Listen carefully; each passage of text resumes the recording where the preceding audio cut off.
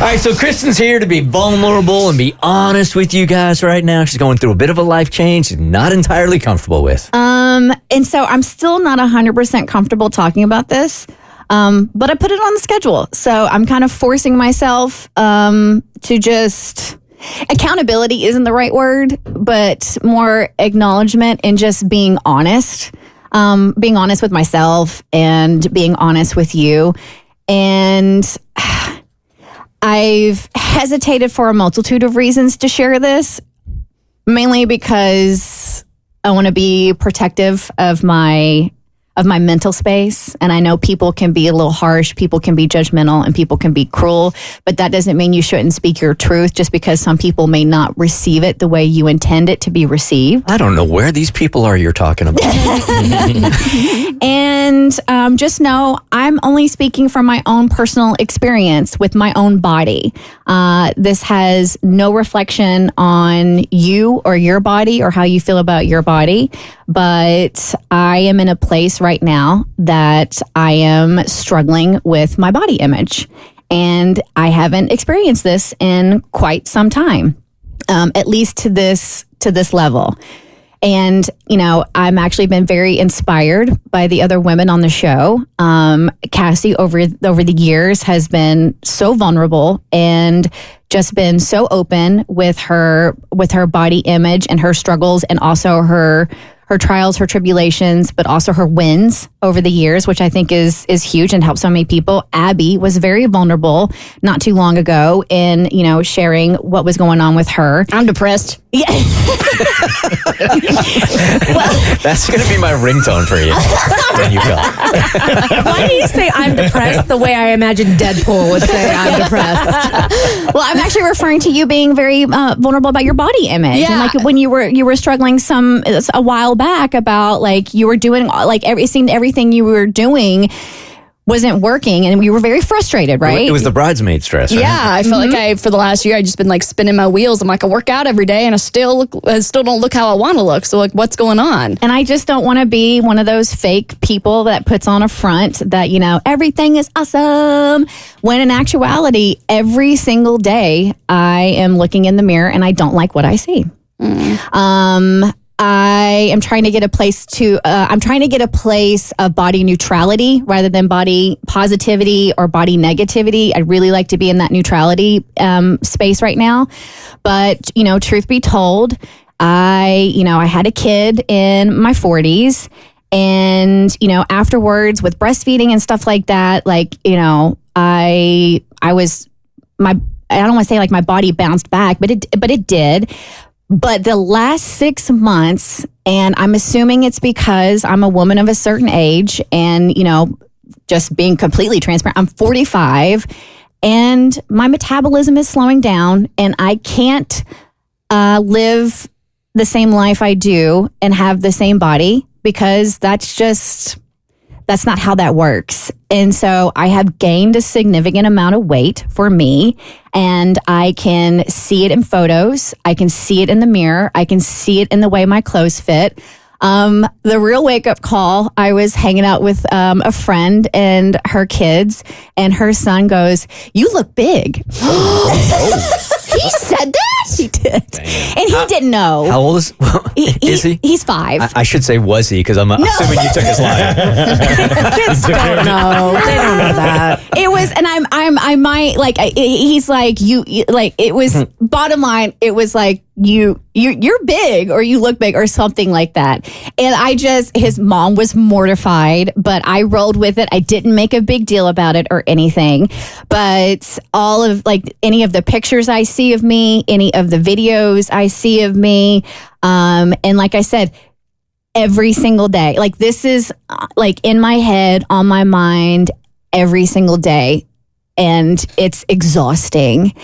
And I'm trying to get to a place of respecting my body and loving my body for what my body did. Like everything I went through to have my son Jimmy, right? The infertility and the rounds of IVF, and, you know, pregnancy was such a magical experience for me. I loved being pregnant. mainly because you didn't have to suck in your stomach. You could just let everything hang out. I kid, but I don't. And I did. I enjoyed being pregnant, and I'm so proud of my body and what it was able to do. Like it's really badass when you think about it. And I'm like, like I did that. Like she did that.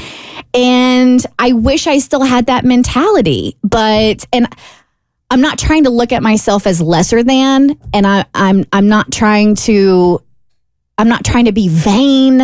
And I know that there's more important things to worry about, and that it's something that shouldn't bother me as much as it does. And I think that's why I'm really beating myself up, that why am I letting this bother me so much? But if I'm being honest, it does. And it's frustrating because you feel like you're doing all the right things. And then when I'm doing the right things, I self-sabotage. So I'm like, I can't tell you the last time I did yoga because I was like, what's the point? It's that, and that's what I do. And I know that's how I work. And so then I'm just like, well, if it's not going to, what's the point? And so then I just stop doing everything. And it just kind of spins me into this deeper hole, and it makes it worse. So now that I'm trying to get my hormones figured out, because I do think I'm perimenopausal right now. I think you guys can tell that when I was crying watching Celine Dion sing during the opening ceremonies. I'm feeling everything very intensely, and I think I'm also feeling this very intensely. But I feel like a stranger in my body, and it's a weird place to be. I swear to you, I'm not looking for sympathy. This is not like a woe is me kind of thing. I know there are people out there who would kill to have my body. You get what I'm saying? And it's just for me right now. It's very frustrating, and it's just kind of, I wish it wasn't consuming me the way it was. I think it's okay for you to admit that. And I wish it was more socially acceptable to admit that, because I'm kind of in the same boat as you. As when I came on and I admitted that I didn't feel good in my body, it was hard to do that because we're people that look conventionally thin and conventionally healthy. And I have been a wide variety of weights in my life. I have been 95 pounds. I have been close to 135 pounds. And the one thing that I have noted from both of those weights is that if I feel good, it really doesn't have to do with the number on the scale. It really does have to do with how my habits affect how my body feels. So if I'm 135 pounds and I'm eating healthy and working out every day, I feel good in that body because it feels like my body is running the way it's supposed to. But if I'm underweight and I'm 95 pounds and it feels like my body is not running the way it's supposed to, I don't feel good in that body, and I feel like a stranger in that body. And I understand how exhausting it can be because every day you wake up and you got to look for an outfit, and it's like, well, I can't wear those because I don't feel good in those pants. And so you have 2 pairs of pants that you can choose between, and it just becomes something that over time just builds up in your head so much that it feels like a bigger weight than it is. And I'm in the same boat as you. And I don't really have a solution for it either, but you're speaking to a lot of people's struggles. But then I also too, I'm like, I hate coming, and this is why I battled with even sharing this, because we have a lot of talk about body image and body positivity and loving yourself, and fat is not bad. So it's why am I having, I think that's why I think I'm beating myself up on multiple levels that I'm feeling this way. You got to give yourself some grace. I mean, everyone's story is relative to them. So while you may have a body that some other people want, that doesn't matter because you're not them. You're yourself. And your body changes over time. And if you're feeling like a stranger in your own body, there's no worse feeling, and it doesn't matter what weight you are. And we are bombarded every day, even subliminally, with messages like we have to look a certain way.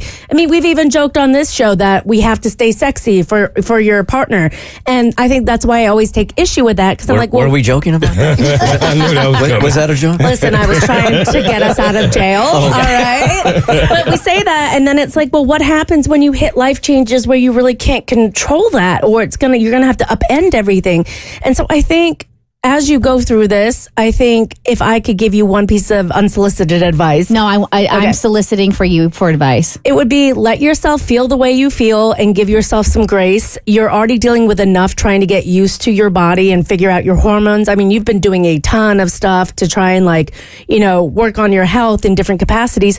get rid of the beating up part. It's not doing you any favors, and it's not letting you focus on the actual issue, which is you feeling like a stranger in your body and trying to figure out how you're going to progress moving forward. I appreciate that. Thank you. It's tough. Also, you're super hot. Thanks. I know that doesn't matter, but you're banging. Well, thank you. And it sounds stupid, but it's like it's just that that was really hard for me just to admit. You know, I bet. Well, your body is the house you have to live in constantly. So if it's not a house you feel good in, it's only natural to feel that way.